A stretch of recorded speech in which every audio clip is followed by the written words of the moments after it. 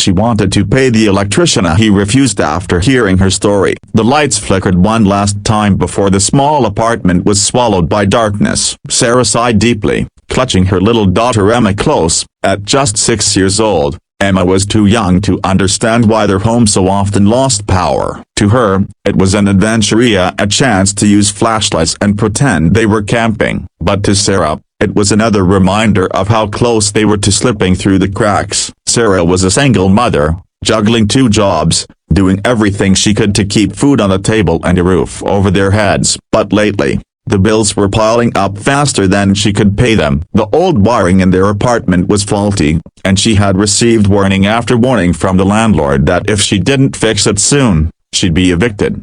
With a trembling voice, Sarah called for an electrician. She didn't know how she would afford it, but she had no choice. A few hours later, Daniel arrived. He was a tall man in his 40s, carrying a worn toolbox. His hands were rough from years of work, but his eyes were kind. "Where's the problem?"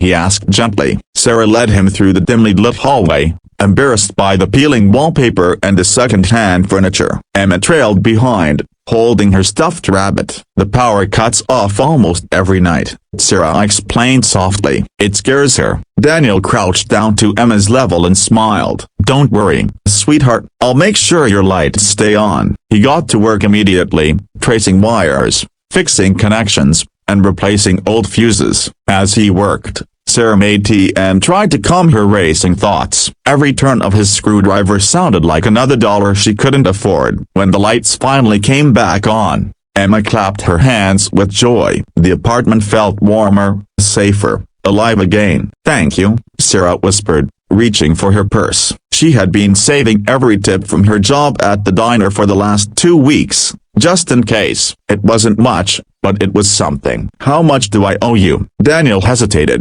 "Let's talk about that after." But Sarah insisted. "Please, I know your time is worth something. I don't want charity." He looked at her carefully, noticing the tired lines on her face, the stack of unopened envelopes on the counter, and the way her hands trembled as she held out the crumpled bills. Something told him this woman was carrying a story heavier than she let on. "So," gently, he asked, "why don't you tell me what's really going on?" Sarah's eyes filled with tears she had been holding back for months. She told him everything about her husband leaving when Emma was just a baby, about the nights she skipped meals so her daughter wouldn't go hungry, about the second job she took cleaning offices, and about her fear of losing the only home they had. Her voice cracked as she admitted, "Sometimes I feel like I'm failing her, like no matter how hard I work, it's never enough."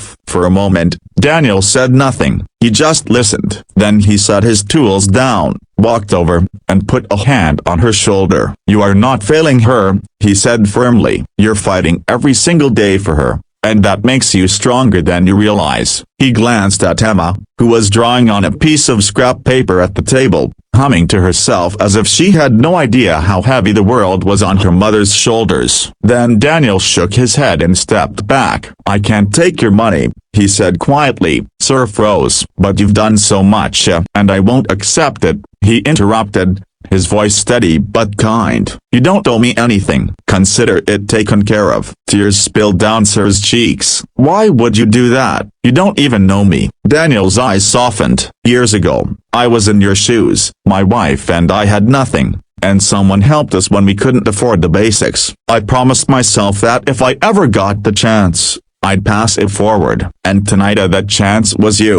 Sarah covered her face with her hands, overcome with emotion. It wasn't just the free repair, it was the kindness, the reminder that in a world that often felt cold and unforgiving, there were still people who cared. From that day on, Daniel became more than just a man who fixed their lights. He checked in on them whenever he was in the neighborhood, bringing Emma little trinkets, teaching her how things worked, and reminding Sarah that she wasn't alone.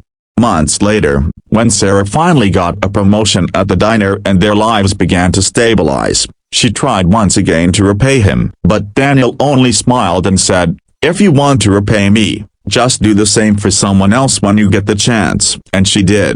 Years down the line, when Sarah had built a better life for Emma, she remembered Daniel's words. One evening, she saw a young mother struggling at the grocery store, Counting pennies at the checkout, without hesitation, Sarah paid her bill. When the woman tried to thank her, Sarah simply said, "Don't worry, someone once helped me too. Just promise me you'll do the same someday." The kindness Daniel had shown didn't just fix some wires in a broken apartment, it lit a fire of hope that carried forward, from one heart to another. And that's the beauty of it. Sometimes the smallest act of compassion becomes the spark that changes someone's entire story.